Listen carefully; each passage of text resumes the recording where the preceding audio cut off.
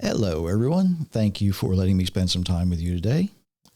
Uh, just a reminder, those like buttons, share buttons, notifications, all those good things make it easier for people to find us, just like you did. If you happen to be listening to the audio only, you might want to check out the video, Rumble and YouTube. So they're there for hopefully your convenience. I do have a face for radio, so might want to stick with the audio. As we watch the news today, we often get the how things are happening, what's going on. We get the when, right? That part's easy. Then we get all the talking heads that come on. They share their opinions. Sometimes they know what they're talking about. Sometimes they don't. But practically no one is able to grasp that realization of the why these things are happening. And sometimes when we know the why, we are better able and better equipped to understand the how and sometimes the when, right? And I was reminded the other day by a couple of people that I did not include that in the last episode, and I do apologize. You see, when we're living the way we're designed to live, we develop a different point of view than the people who don't. The people who don't care about God are going to live much differently than the people who do, right? That just makes sense. What I mean is simply this: by living the way the Creator designed us to give, by living according to His instructions, it gives us a completely different way to view the world around us. And having that different point of view changes the way that we react to the events that take place close to us, far away from us, right? Because we're going to see it differently. For instance, if we see someone who is hurting, we don't turn our heads and walk away. We show compassion, we show care, we show love. But when we see someone who's happy, we celebrate with them, right? When we see somebody who really needs our help, we don't say to ourselves, somebody's going to come along. Somebody will come along and give you a hand. No, we offer what we're able to do. And sometimes that's not the help that someone might want. It's the help they need. Big difference. When we see something that we think is good, we're joyful. And when we see something that's evil, we overcome that with good, right? When we see war, we pray. It's that simple.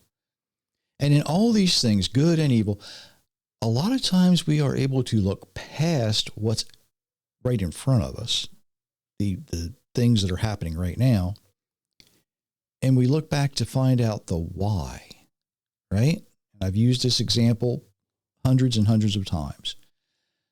Someone who is of completely normal weight for their height does not go to bed one night and wake up automatically, 500 pounds too heavy tomorrow morning. It's just not going to happen. The why that happens, you have to look back and say, I made some very poor health choices in my past, right? That's the why it happens. And that's what I kind of want to look at in a way.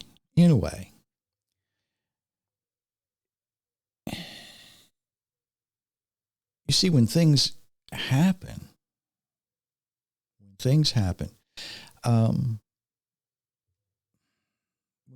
happen, right?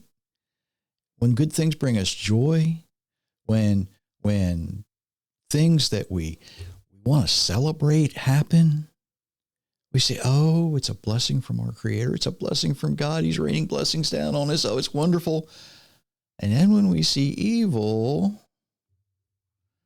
it's like, what brought this on? What did we do? What caused this to happen? And sometimes when we see evil, sometimes we have to look deeper, and we delve into those not hidden places. They're not really hidden. They're just stored away. They're put away. And you only go there when you absolutely have to. You only go there when you absolutely have to. And sometimes that evil is found on top, and sometimes you have to dig deeper. Sometimes you have to know what you're looking at. Sometimes you have to know what you're looking for. Sometimes you have to know why it's not there. Because sometimes what you might be digging for, what you think you're digging for, might not be what you're supposed to be looking for, right? Think about it this way. In the entire account of the Exodus, for example, the name of the Pharaoh of that time is not given. He's simply giving the title Pharaoh. And this is because in the ancient Hebrew culture, when someone is truly evil and wicked, their name is not to be remembered. So if you're digging for the Pharaoh's name, you're not going to find it in the Bible. Solomon in Proverbs 10:7, the memory of the righteous is a blessing, but the name of the wicked will rot. They will never be mentioned again. Now, before Solomon wrote that, his father David wrote in Psalms 9:5-6, you have rebuked the nations, you have destroyed the wicked, you have erased their name forever and ever. The enemy has come to eternal ruin, and you have uprooted their cities. The very memory of them has vanished. Now, we remember the names of Sodom and Gomorrah, right? But the names of the wicked people who lived in those cities, they have long, long since been forgotten. We learn about the atrocities that have happened throughout history. But quite often, the names of the people who committed them are never mentioned. And there's a reason for that. We don't need to mention their names. We just need to know what happened and put it in those stored away places that we don't like to visit. And then when something happens and we start digging, it's like, oh, we see this now. This is why. This was the precursor to something else. This is how this occurred. Now, some of you might be saying, well, there's bad people mentioned in the Bible. And yes, there are. Yes, there are. This is Purim, right? So look at Haman. Now, he tried to eliminate the Jews, but Haman failed. And even today, when his name is spoken, it is often followed very quickly by the boos and the hisses.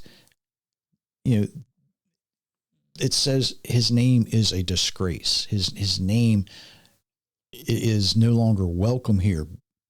But we remember him not because he tried to eliminate the Jews. They remember him because he failed. And he failed miserably. His evil plan failed miserably. More recently, Hitler, right? His name's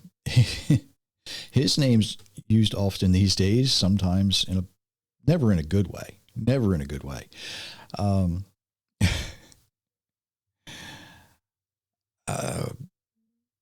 Why are these names not forgotten? Why are they not rotting in history? Well, the answer is kind of simple. They failed. It didn't happen. Now, Pharaoh, on the other hand, the Pharaoh of the Exodus, well, he failed, but not really. You see, the people thought they wanted to stay in Egypt. But the Pharaoh of that time brought some things on the people that just shouldn't have happened. Brought some things on himself, too, and all the Egyptians. He eventually failed because evil will never triumph. Did All of these people, did they cause a great deal of heartache and hardship? Yeah, of course they did. But their overall plan was defeated. And Haman, Hitler, they're not remembered so much for what they did. They're remembered for being a complete failure, which is a good thing from our perspective, right? That's a good thing from our perspective. Now, there are some in the world today who would say, oh, they weren't such bad folks. They weren't such bad folks. But their names are never, ever, ever used in any kind of a positive context. They were failures for one major reason. One reason. Evil will never be allowed to defeat good. Never. Not going to happen. Their names will never be a blessing. They will only be a curse. It's that simple. If we want to understand why something's taking place, sometimes we have to visit those dark places we don't want to go. And sometimes we find things out we don't want to find out because it's going to change the things we thought that we knew. Did you know that? The events occurring in the Middle East right now, there's a lot of these folks who are giving their opinion about why this is taking place, and they have not looked past 1947. They've not looked farther back than 1947. There's a lot of these self-proclaimed prophets who are coming out with, oh, this fits here and this fits there, and I told you it was going to happen.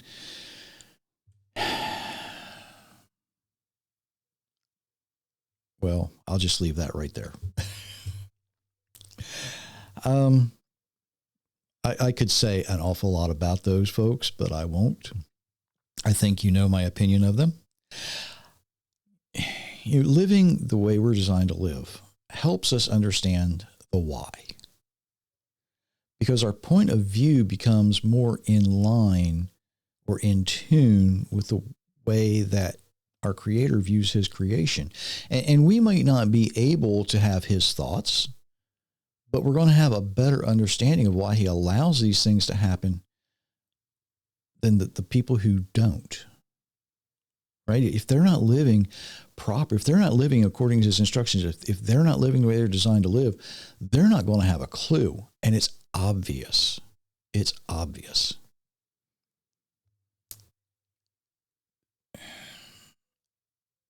I shouldn't say this, but I'm going to say this. Something the modern church is guilty of is focusing too heavily on the future. They focus too heavily on the future. That, oh, Jesus is coming. Isn't that wonderful? Oh, don't you want to go to heaven when you die? And they're absolutely terrible about teaching you how to live right now in the present because they don't remember the past. They want to break things down into simple little categories, and it's not always that simple. Sometimes you have to understand the history, and you have to look in those dark places to see the why things are happening today.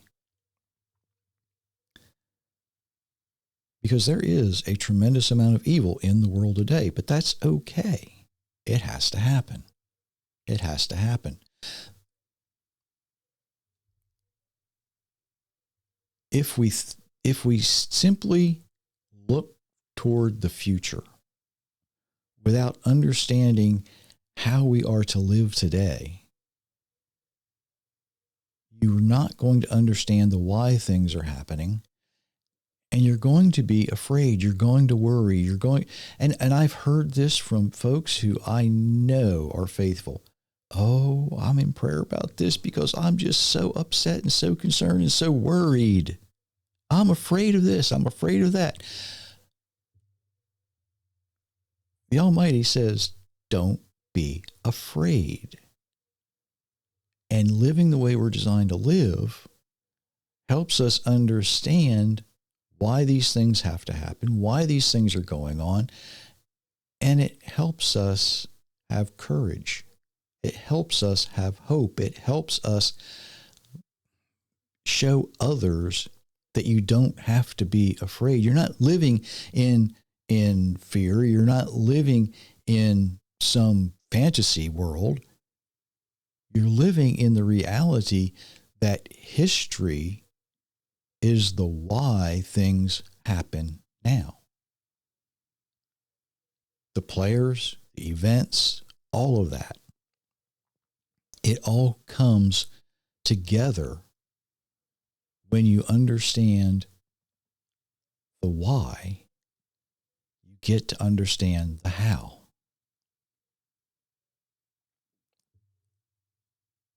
That's just something to think about until next time.